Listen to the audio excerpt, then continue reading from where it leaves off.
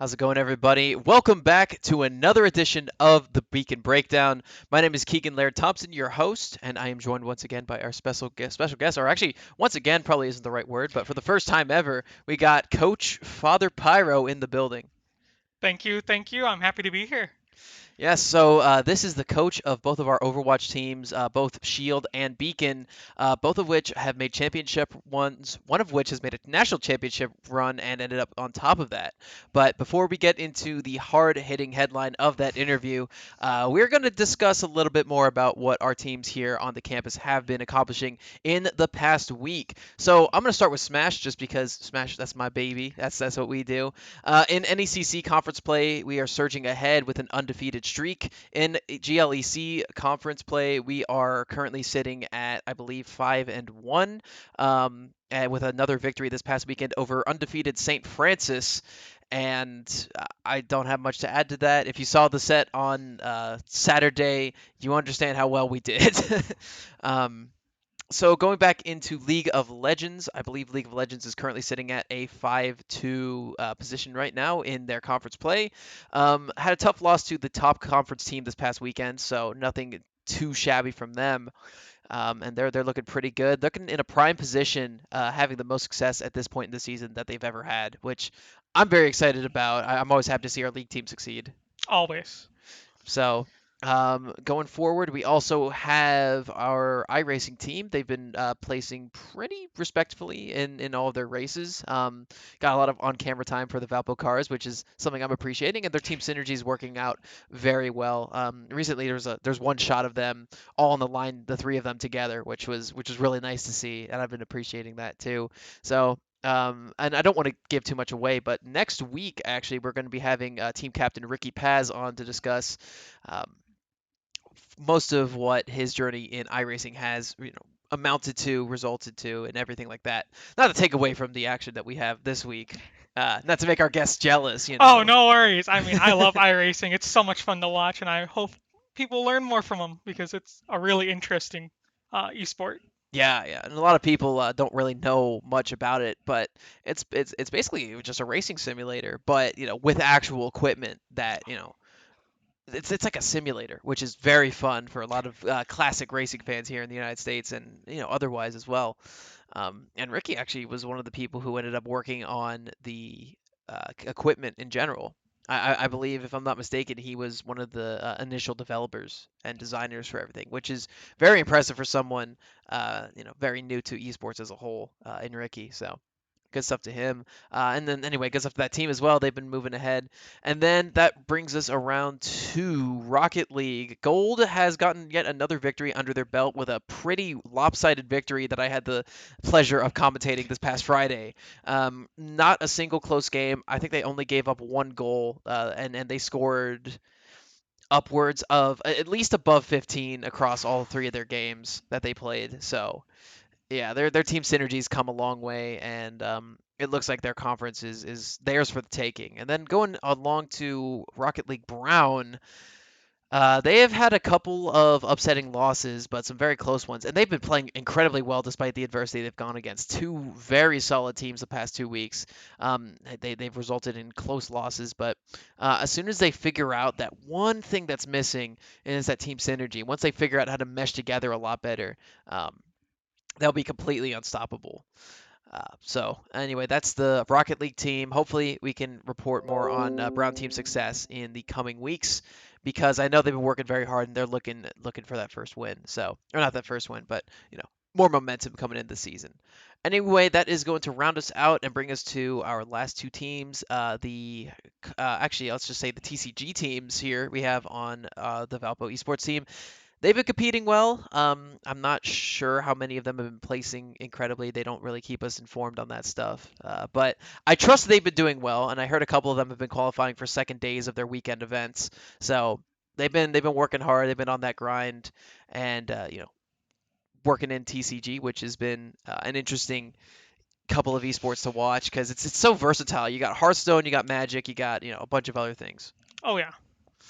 And finally, your baby, Overwatch team, still on break, but their game is coming out tomorrow. Yep. So I guess to give a little rundown, tomorrow Overwatch 2 comes out. Overwatch 1 is down for 27 hours, Mm. and then it's gone forever. And then our competition doesn't start until not this upcoming Thursday, but the Thursday after. I believe that's the 13th. I wouldn't quote me on that. I'm terrible with dates. So, Yes, it is the 13th, okay. October 13th, ladies and gentlemen. So Not a Friday, so we should win. not a Friday. We're in a good spot. It is a Thursday night. So, and that is going to bring us into you, Father Pyro, my good friend. Me. Yes. So this is once again for those of you. This is the head coach of both of our Overwatch teams on campus, both Beacon and Shield, both championship caliber teams. One of which with an undefeated season and an undefeated national championships run to back up their claims here. Easily without exemption, the most notable team we have on campus. And a lot of that is owed to the success of this individual. So, Pyro, I got to ask you, where did you start in esports? How did you start up, and how did you get to become the best collegiate Overwatch team coach? Okay, well, first off, call me flattered, and I am turning red in the face. But I guess we'll have to go back to my sophomore year of college. Granted, I'm a graduate now, 1 year out, so Right?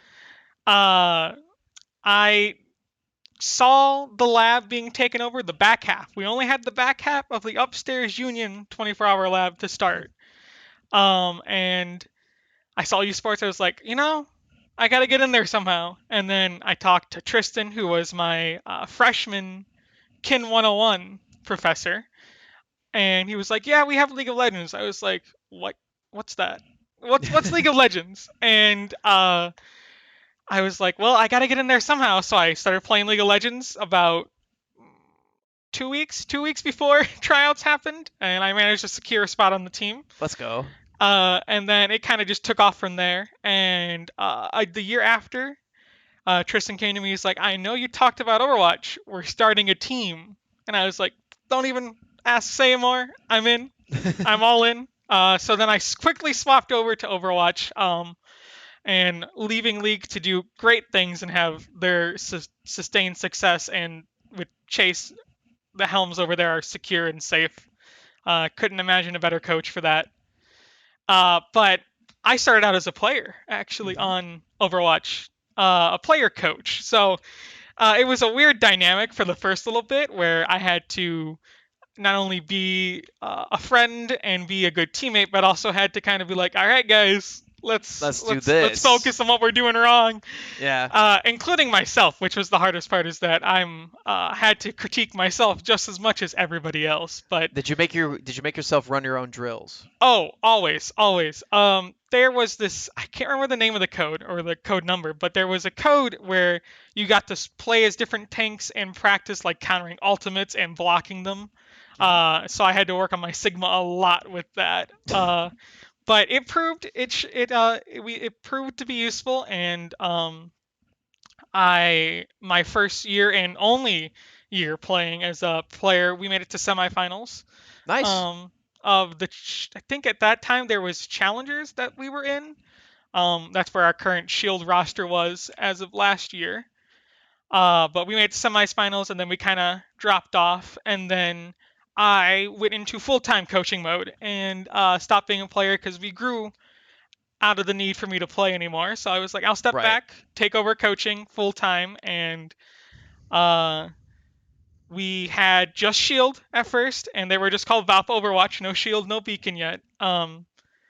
And as we continued to play, we continued to make playoff appearances. One of my favorite things to say is that we have never missed a playoff. That's big. Either team has never missed a playoff. We've always competed, um, and we grew, and we gained enough players to split into two teams. And Shield always does incredibly well, always places in playoffs, and made a deep semis run in both spring and nationals this time around. And then, well, Beacon, we all know the story. Uh, Right. Right. 1, 2, and the three-peat at nationals, which I couldn't be prouder of all my players for all the hard work that they do. As much as I would like to say it's me, it's I helped guide them, but it's really at the end of the day, it's their dedication and hard work that really did pay off. Well, actually, that's a perfect segue into my next question for you, which is, you know, obviously there's something going on with your coaching. You could talk about the dedication of the players. You could talk about how their hard work has gotten the championships because at the end of the day, it's teams that win championships. But you're a part of that team. Our new slogan, which is on the shoulder of actually our other shoulder of our jerseys, is "We Not Me." So, obviously you want to be humble and you want to, give credit to the rest of your team. But, right now, Pyro, my man, this is about you. And you're a part of that we. So, what do you think your contributions to the program as a whole and, to your Overwatch teams as a whole have done to categorize and allow them to have the success that they've had? Well, I've always been dedicated. I've been overzealous with how much I'll take on for the program. Sometimes to my detriment more than it is to my success. I hear that, brother. But I really just it's at the end of the day, it's I care about each and every single one of my players. I full-heartedly want them to succeed not only as players, as people, and as students. I genuinely care and deeply admire each and every one of them for all the work they put in. And I think that I try my best. Sometimes it's not always works out, but I try my best to give them all equal opportunity Right. to earn a spot on the team. And I think one of my biggest advantages is I don't look at SR, which is a crazy concept, I know. Which, if for those who don't know, SR is how we rank our players in the competitive scene. So they'll given a number, and based on that number, they're given a rank. So such as bronze through masters, and even top 500. Right. Um, but in reality, SR is solo. You do SR mostly on your own, and when it comes to a team game, that all goes out the window very fast. If you come in with the solo mindset and that mentality, you are bound to fail.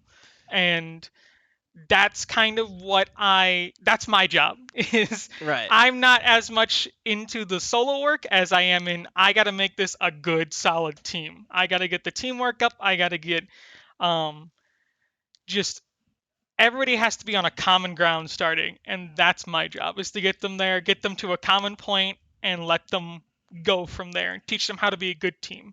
Right, right. And I'll actually use what you're talking about as an extended metaphor to, because teams win championships. You can have Tom Brady as your starting quarterback and you have a good shot, but, you know, they fall to the Philadelphia Eagles without a starting quarterback, just because they rallied around a common cause as a team to win championships. And yeah, solo queuing is very, very common amongst a lot of players here, and for FGC, which is my bread and butter. That's where I come from in the Smash community and everything. Having a solo queue mentality is pretty good because we mostly focus on 1v1s, Hmm. but in a team-based game like Overwatch, like League, like Rocket League, iRacing to an extent, it's all about how you work together and you form your own team synergies. So I really appreciate that you have been kind of open about, yeah, your solo queue, yes, that is a reflection of your skill, but it doesn't matter if you can't play around our tanks and our healers well. If you can frag out a Genji solo, that's great, but if you leave your team back to die instead of going back and covering them with your reflector, that's not going to win us anything. Right, and it's only to the extent you can only do so well on your own. Right. Unlike Smash and other FCGs where you can wipe a whole Smash crew out by yourself if you wanted to. I mean, I've uh, done it. given the Laird diff, Oh God, you it's, know about the layer difference. the Oh whole God. program knows about the Laird difference. Let's be honest. You know, it's just I mean, at the end of the day, when it comes to team communication, that's the Valpo diff. If you Yeah, ask me, I there mean, you go. there's the Valpo diff is real, and it's here. It's here to stay. I mean, and I think one of the biggest things that I can do to help my players is support them in any possible way I can. I mean, I've had players come to me who's like, I don't own Overwatch, but I'm interested in it. I'm like, here's my alt, or here's $25. Get yourself Overwatch, play, get ranked, let's go. And I mean, we have Abroth out of that. We have Yeah. Aurum Corvus, who have both done amazingly tremendous jobs playing and being a part, like essential parts to our beacon wins and our roster as a whole. And building PCs and giving things like that out to players who need it and who don't uh, exactly have those things. And I'm fortunate enough to have extra to give. I have no issues giving and helping anyone on the esports team out. Yeah, and I'll go back to that point. We actually had Aberoth on last week's Beacon Breakdown to discuss some of the intricacies of being a woman in esports. But she also mentioned a number of times that you helped get her the game the first time. You helped set her up with her own PC, her own setup at home, and that makes you look like a really great guy. But why? Well, I Because you're mean, you're going way above and beyond for the program. What compelled you to do that? if um,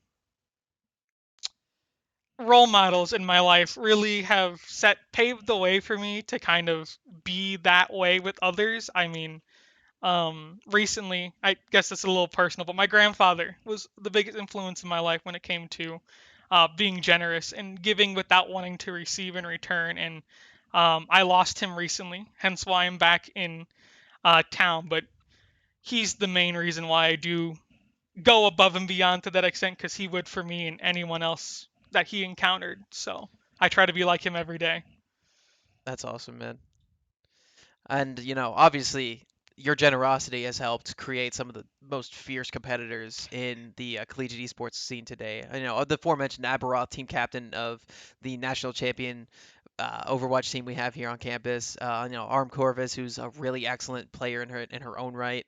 Tank main, if I'm not mistaken, right? Tank main. Yeah, Yes, yes. Ball diff, if there was Ball ever one. diff. Granted, she goes into so many aspects and has improved so much as a player. All of my players have improved so much. I couldn't be more proud of all of them. Again, I say it once and I'll say it 1,000 times.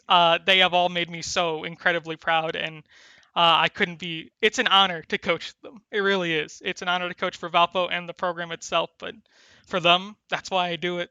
To see Yeah. their faces at the end of the day when they, because their trophy is just as much as it is ours and mine. I mean, and to see their jump off and scream and pop off when they win, that makes my whole year. So I wouldn't give anything to see that again. So, as you mentioned, you're not a full-time resident of Valparaiso, Indiana. You're actually currently living in Erie, Pennsylvania, which is, a couple hundred miles from here. And I would say my neck of the woods, but that's closer to Pittsburgh. I'm a Philly guy, Yeah, myself. So, but that's put a impediment probably on your ability to coach his team because you're not in the building. I mean, this is I'm sure you worked on the lab a little bit this summer, but this is your first time seeing your team in the space and everything. So, what has your distance from our community here at Valpo uh, done to the detriment of your team? And how have you gone about your regular coaching duties to connect with the team and go over video stuff and teach them how to play the game better? How have you been able to do that despite the fact that you're not in the building?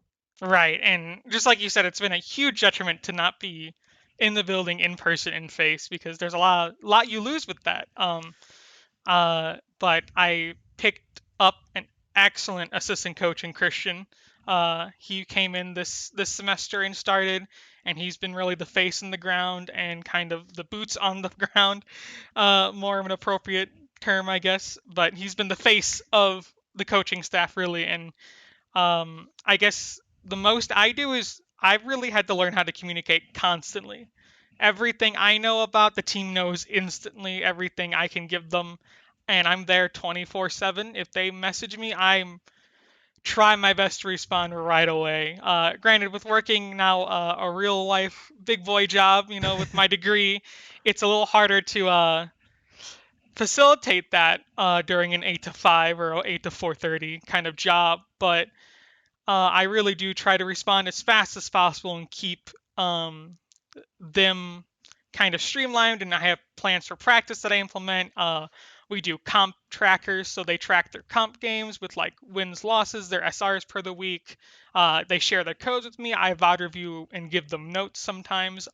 Outside of practice, I'll sit and I'll VOD review a couple hours a day sometimes. If they ask for it, I'll do it. And I'll write them extensive notes on what I see, as well as a lot of times I have a whole document, a Google Doc of like 63 videos that they can watch anytime they want. And there's a Game Leap account that I have that both is offered to all the teams who can use it. So like League of Legends used it before, and Overwatch uses it frequently, and it has a bunch of good guides that I can not compete with, so I just give it out.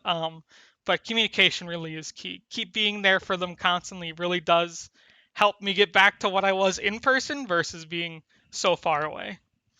So you're telling me you work a 40-hour work week and you still have time to coach national championship caliber teams. I guess so, yeah. And so does most of your free time go into making sure that VODs are reviewed and you've got notes for all your players and everything? I will say I probably work an 80-hour work week, 40 of it being esports, 40 of it being my actual job, uh, thus leaving me. I still have a personal life, believe it or not. I do. I have an amazing How? girlfriend. I have friends and family in Erie and at home that I love and spend time with. And I have friends. I'm actually here for a wedding for one of my best friends. Oh, no I'm the way. best man. So shout out to them, Nick and Katie. They're getting married this weekend. It's gonna be great. If I'd known that, I would have made you wear the tux for Right. the You know interview what? today. Missed opportunities. I would have had you wear Ah, your American suit. The ah. stars and stripes would have came out. Oh, missed opportunities. Here we Next are. time, next year, next We'll year, lament next year. We'll next year. plan it out. Shake on it. All Shake on right, it. all right. Here, here first. You tune in next year. Two suited gentlemen right here. But yeah, no. It's a lot to do. It's a lot to juggle, but being able to juggle that has been a pleasure, honestly. Yeah, well, I mean, again, we appreciate all your hard work. And you know, I knew you worked hard, obviously, coaching such highly competitive teams, but I didn't quite know the extent of what you did. That sounds I could never do that, man. I couldn't. You know, I know a lot about Smash Bros. I commentated all the time, but I don't think I could watch multiple hours of VOD review each week and say, okay, here's like two docs of things that you could work on and look at, and here's some reference videos for that. That's impressive, man. I appreciate it. Thank you. I really do try, and it obviously it shows. I mean, the teams are doing well, and hats off to all the other coaches. I mean, I know Jim works really hard with the He Smash does. team. Chase is phenomenal.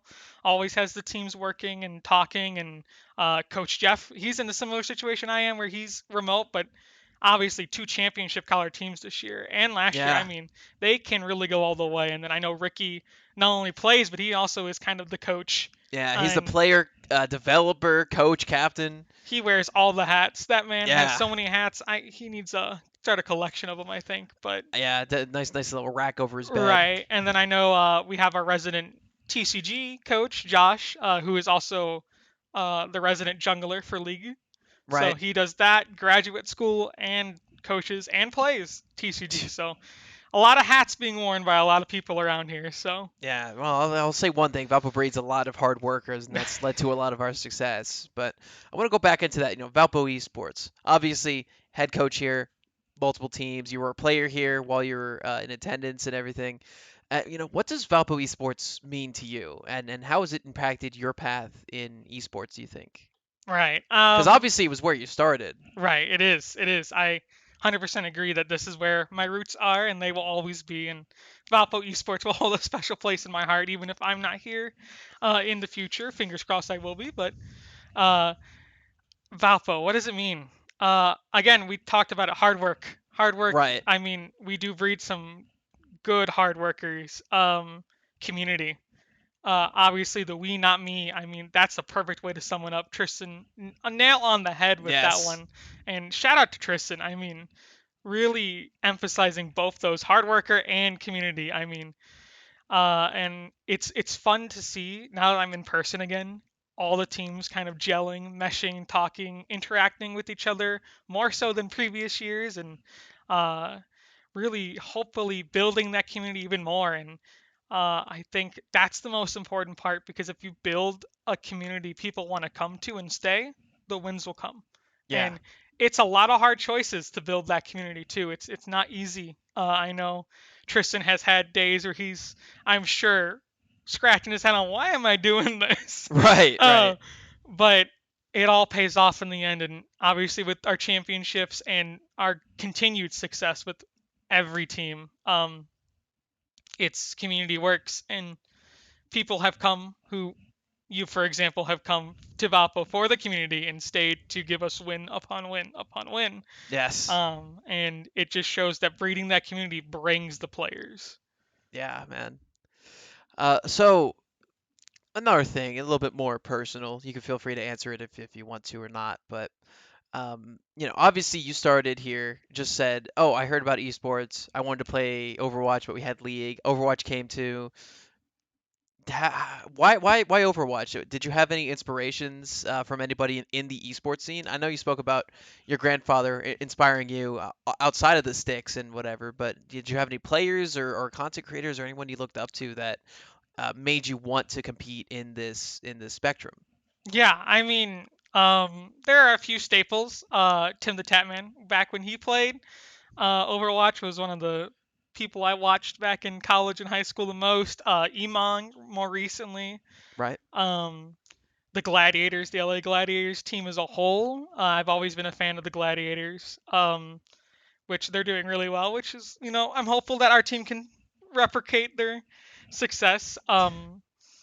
But and there's been some schools that I've really looked at, like SAU, St. Ambrose University, Davenport, Marywood, or Maryville, Maryville, and yeah. Northwood. My bad, I got those two mixed up. No, it's all right. Northwood, Maryville, powerhouses in the esports community, and really, what I want, if I had my way, is what I want Valpo to become. Right. And we're well on the way to Yeah, getting there. we definitely are, and I'm hopefully, I come back, or I'm still here 15 years in the future, and we'll be a powerhouse school. We'll be talked about by being the top 10 every single year. Yeah. So this will probably be our last question of the interview, but I have one more thing. So you started at Valpo for a number of years. You continued at Valpo wearing a bunch of different hats. Player, coach, student, graduate, and now you're working a full-time job and you're still coaching this team. Do you intend on eventually trying anything else out in the esports scene? Because you were a competitor for two different games. You do some coaching for one and a lot of coaching for the other. Do you have any ambitions outside of this scene, or are you thinking, this is it for me here? Um, This isn't the trick question. I'm not going no, to be I by all offended at your means, opinion, but you do you know, have any ambitions of coaching a professional team at some point?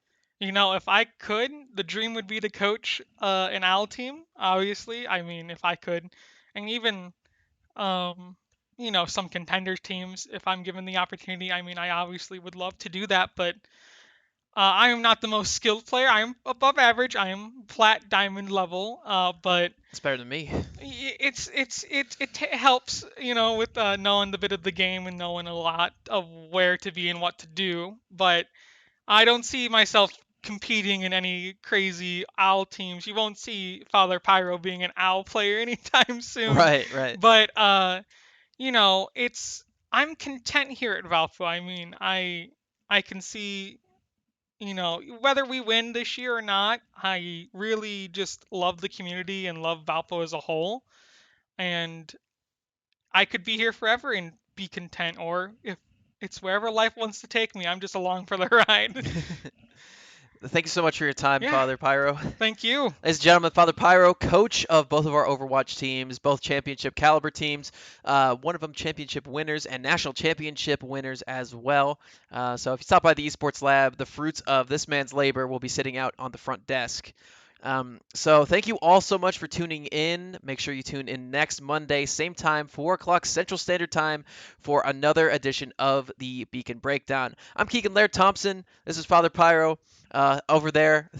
Special shout outs to our man Mike, who has been running the technology and the stream for us, as well as porting all the VODs over to YouTube. And if you're on the YouTube page, make sure to drop a subscription so you don't miss the next episode, as well as some of our conference play. And a huge shout out to Valparaiso University, as well as Tristan Leonard for allowing us to have this big esports space, this streaming room, and the ability to put on podcasts like this one. So until next week, I'm Keegan Laird Thompson. Have a great night. Stay safe.